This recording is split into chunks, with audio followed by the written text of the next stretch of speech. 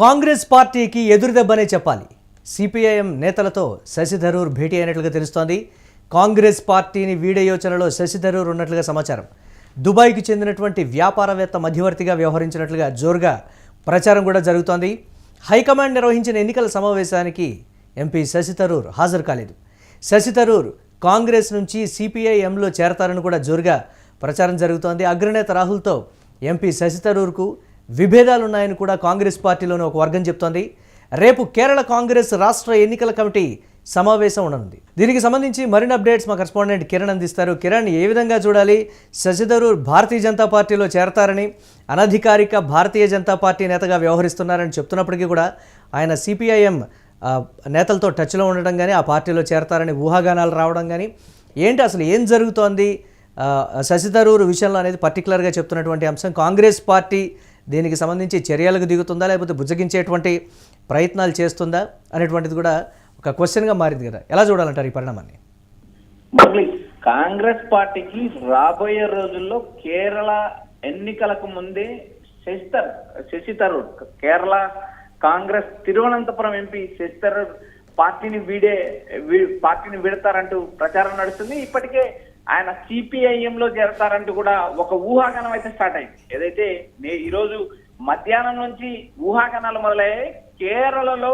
కేరళకు సంబంధించి ఒక వ్యాపారవేత్త, దుబాయ్ లో వ్యాపారం చేసే ఒక వ్యాపారవేత్త మధ్యవర్తిత్వం వహిస్తున్నారంటూ ఒక ప్రచారం అయితే ఊపందుకుంది. ఎందుకంటే కేరళకు సంబంధించిన వ్యాపారవేత్తలు ఎక్కువ శాతం దుబాయ్లో అంటారు. దుబాయ్ నుంచి వ్యాపారం నిర్వహించే అనేక మంది రాజకీయ నాయకులు ఉన్నారు. అందులో ఒక దుబాయ్ లో స్థిరపడిన కేరళకు చెందిన ఒక వ్యాపారవేత్త సిపిఐఎం నాయకులతో కీలక చర్చలు జరిపారు. రాబోయే రోజుల్లో కేరళ కాంగ్రెస్ ను వీడి కేరళ సిపిఐఎం లో శశి థరూర్ చేరతారంటూ ఒక ప్రచారం అయితే నడుస్తుంది. ప్రస్తుతానికి ఏదైతే శశి థరూర్ దుబాయ్ లో ఉన్నారో ప్రస్తుతం భారతదేశం లేదు. ఆయన గత 23వ తేదీ నిన్నగా ఏదైతే 2 రోజుల క్రితం కేరళ కాంగ్రెస్ పైన కాంగ్రెస్ పార్టీ అధిష్టానం కీలక చర్చ జరిగింది. పొత్తులు ఏ పార్టీతో పెట్టుకోవాలి, ఏదైతే పొత్తుల్లో ఏ పార్టీకి ఎన్ని సీట్లు ఇవ్వాలి, కాంగ్రెస్ పార్టీ మిగిలిన చిన్న చిన్న పార్టీలకు ఎవరికి ఏ మేరకు సీట్లు ఇవ్వాలనే అంశం పైన రాహుల్ గాంధీ నేతృత్వంలో ఎన్నికల కమిటీ సమావేశమైంది. అందుకు సంబంధించి కేరళకు సంబంధించిన కీలక నాయకులందరూ ఆ సమావేశానికి హాజరయ్యారు. ఆ సమావేశానికి తిరువనంతపురం ఎంపీ శశి థరూర్ డుమ్మా కొట్టారు. ఆయన హాజరు కాలేదు. ఆయన హాజరు కాకపోవడం ఒకటైతే, 2 గత వారంలో కేరళకు వచ్చిన రాహుల్ గాంధీ ఎక్కడ కూడా శశి థరూర్ పేరు చెప్పలేదు. బహిరంగ సభలో మాట్లాడిన రాహుల్ గాంధీ కాంగ్రెస్ పార్టీకి సంబంధించిన శశి థరూర్ పేరు కానీ శశి థరూర్ ప్రస్తావన కూడా తీసుకురాలి. ఈ నేపథ్యంలో ఏదైతే కేరళ కాంగ్రెస్ కి గట్టి షాట్ పడుతుందంటూ ఒక ప్రచారం అయితే ఊపందుకుంది. ఇప్పటికే స్థానిక ఎన్నికల్లో ఎల్డిఎఫ్ పార్టీని యూడిఎఫ్ ఓడించింది. కాంగ్రెస్ పార్టీ ఆధ్వర్యంలో ఉండే యూడిఎఫ్ బలమైన విజయం సాధించింది. అదేవిధంగా లెఫ్ట్ పార్టీలు 2వ స్థానానికి పరిమితమై, బీజేపీ అదేవిధంగా 3వ స్థానానికి పరిమితమైతే, ఇక్కడ కేరళలో బీజేపీ తిరువనంతపురం మేయర్ గెలవడానికి శశి థరూర్ కీలక కారణమయ్యారంటూ కాంగ్రెస్ పార్టీలో తీవ్ర ఆరోపణలు ఉన్నాయి. మరోపక్క ప్రతిపక్ష ఎల్డిఎఫ్ కూడా 48 ఏళ్ల తర్వాత మొట్టమొదటిసారిగా బీజేపీ తిరువనంతపురం మేయర్ గెలిచింది. అందుకు కారణం శశి థరూర్. కాంగ్రెస్ బీజేపీ ములాఖత్ అయ్యాయంటూ పినరయి విజయన్ నేరుగా కాంగ్రెస్ పార్టీ పైన దాడి చేస్తున్నారు. ఇక్కడ ప్రధానంగా రాబోయే ఎన్నికల్లో ఇప్పటికే కాంగ్రెస్ కూటమి ఆధిక్యం సాధిస్తుంది, కాంగ్రెస్ కూటమి అధికారంలోకి వస్తుందంటూ ఒక ప్రచారం నడుస్తుంది.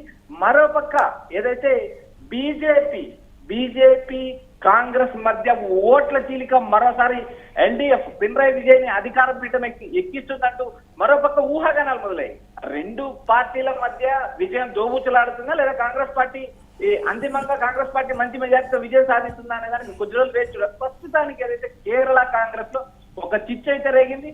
దుబాయ్ కి సంబంధించిన ఓ కీలక వ్యాపారవేత్త సిపిఐఎం నాయకులతో సమావేశం నిర్వహించారు. అంటే పొలిటికల్ ఈక్వేషన్స్ ఇప్పటికే దాని మీద విజయన్ నేతృత్వంలో శశి థరూర్ కాంగ్రెస్ కండువాను వీడి లెఫ్ట్ కండువా కట్టుకుంటారంటూ ఒక ప్రచారం అయితే నడుస్తుంది.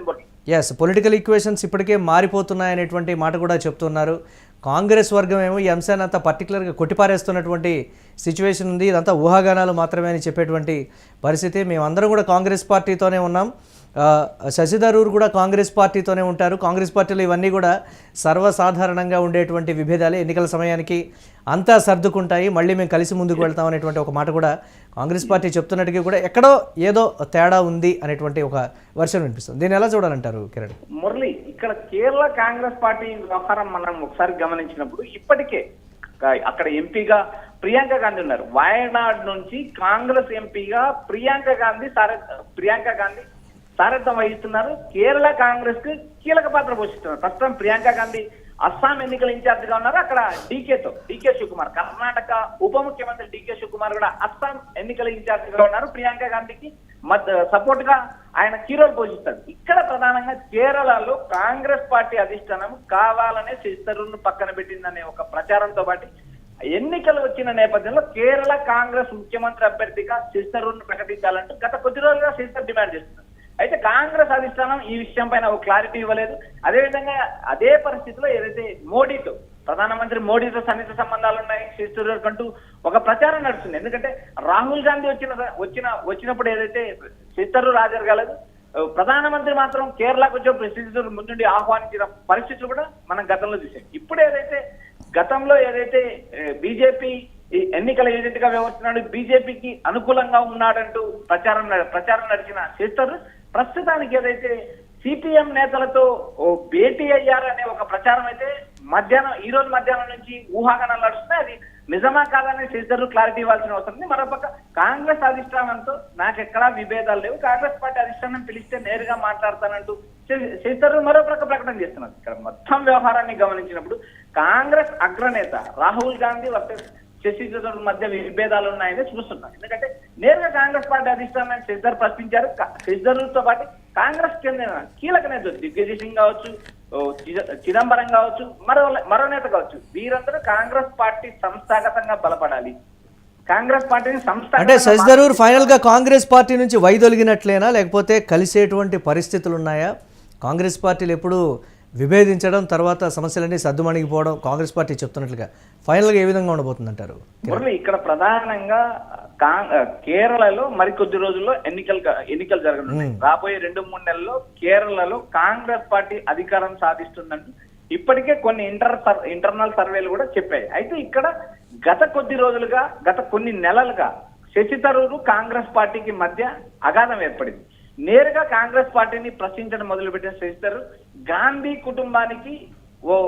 కుటుంబాన్ని ఎదిరిస్తున్నారు, నేరుగా గాంధీ కుటుంబం పైన విమర్శలు చేస్తున్నారనే ఒక ప్రచారం అయితే నడుస్తుంది. ఎందుకంటే నేరుగా కాంగ్రెస్ పార్టీ అధిష్టానాన్ని ప్రశ్నించడం, సంస్థాగతంగా బీజేపీ బలంగా ఉంది, ఆర్ఎస్ఎస్ బీజేపీకి తోడ్పడుతుంది. అలాంటి ఆర్ఎస్ఎస్ సంస్థను కాంగ్రెస్ నిర్మించుకోలేకపోయింది, సంస్థాగతంగా ఎప్పటికప్పుడు మార్పులు తీసుకోలేకపోయింది. ఎన్ని రోజులైనా గాంధీ కుటుంబం తప్పితే మరొకరు కాంగ్రెస్ నుంచి నాయకుడయ్యే అవకాశం లేదా అనే ప్రశ్నలు దాదాపు కేరళ కాంగ్రెస్ కాదు, భారతదేశ వ్యాప్తంగా పలు రకాల ప్రశ్నలు. అయితే మల్లికార్జున ఖార్గేని కాంగ్రెస్ పార్టీ అధ్యక్షుడు చేసినప్పటికీ కూడా ఆయన నామమాత్రపు అధ్యక్షుడే, నడిపించేది గాంధీ కుటుంబమే. రాహుల్, ప్రియాంక, సోనియా గాంధీ మాత్రమే మల్లికార్జున ఖార్గే నడిపిస్తున్నారనే ఒక విమర్శ. ప్రస్తుతానికి కేరళ కాంగ్రెస్ వ్యవహారానికి మనం వచ్చినప్పుడు శశి థరూర్ విషయానికి వచ్చినప్పుడు శశి థరూర్ కాంగ్రెస్ పార్టీని వీడతారంటూ గత కొన్ని నెలలుగా ప్రచారం జరుగుతుంది. శశి థరూర్ ఎక్కడ క్లారిటీ ఇవ్వలేదు, నేరుగా కాంగ్రెస్ పార్టీ అధిష్టానంపై విమర్శించారు. మరోపక్క బీజేపీలోకి వెళతారు అనే ఒక ప్రచారం మొన్నటి వరకు నచ్చింది. ఎందుకంటే తిరువనంతపురం మేయర్ గెలవడానికి శశి థరూరే కారణం అంటూ ఒక ప్రచారం నడిచింది.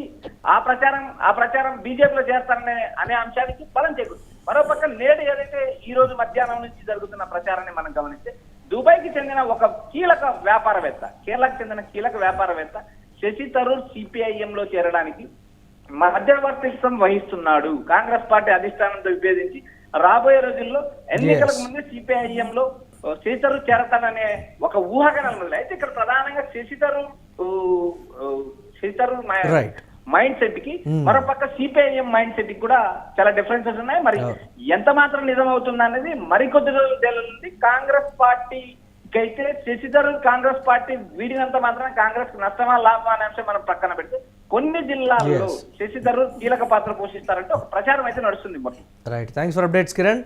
ఇక మొత్తం మీద అయితే కాంగ్రెస్ పార్టీకి ఇది గట్టి ఎదురుదెబ్బనే చెప్పాలి. సిపిఐఎం నేతలతో శశి థరూర్ భేటీకి సంబంధించి కూడా జోరుగా చర్చ అయితే జరుగుతున్నటువంటి పరిస్థితి ఉంది. కాంగ్రెస్ పార్టీని వీడేటువంటి ఆలోచనలో శశి థరూర్ అయితే ఉన్నారనేది కాంగ్రెస్ పార్టీలోని ఒక వర్గం చెప్తున్నటువంటి మాట. దుబాయ్కి చెందినటువంటి ప్రముఖ వ్యాపారవేత్త మధ్యవర్తిగా వ్యవహరించినట్లుగా జోరుగా ప్రచారం జరుగుతుంది. మరి హైకమాండ్ నిర్వహించినటువంటి ఎన్నికల సమావేశానికి ఎంపీ శశి థరూర్ ఎందుకు హాజరు కాలేదు, ఇదే ప్రధానమైనటువంటి కారణం అనేది కూడా చెప్తున్నటువంటి మాట. శశి థరూర్ కాంగ్రెస్ నుంచి సిపిఐఎంలో చేరతారని కూడా ప్రచారం అయితే ఉంది. అగ్రనేత రాహుల్తో ఎంపీ శశి థరూర్కు విభేదాలు ఉన్నటువంటి పరిస్థితి అందరికీ తెలిసిందే. రేపు కేరళ కాంగ్రెస్ రాష్ట్ర ఎన్నికల కమిటీ సమావేశం ఉన్నటువంటి నేపథ్యంలో ఈ అంశం అనేది కాంగ్రెస్ పార్టీలు పర్టికులర్గా కేరళ కాంగ్రెస్లో ఏం జరుగుతోందనేటువంటి చర్చకైతే దారితీసింది.